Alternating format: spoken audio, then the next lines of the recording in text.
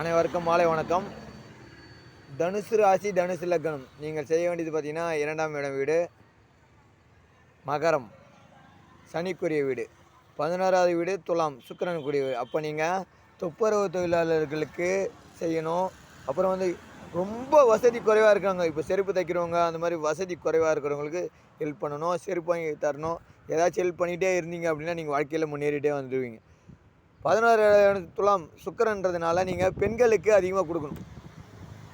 சரிங்களா? பெண்கள்னால் உங்கள் அக்காவாக இருக்கலாம், தங்கச்சியாக இருக்கலாம், மாமா பொண்ணாக இருக்கலாம், அத்தை பொண்ணாக இருக்கலாம், பெரியவங்க யாருக்குன்னா இருக்கலாம், அவங்களுக்கு ஹெல்ப் பண்ணலாம். சரிங்களா?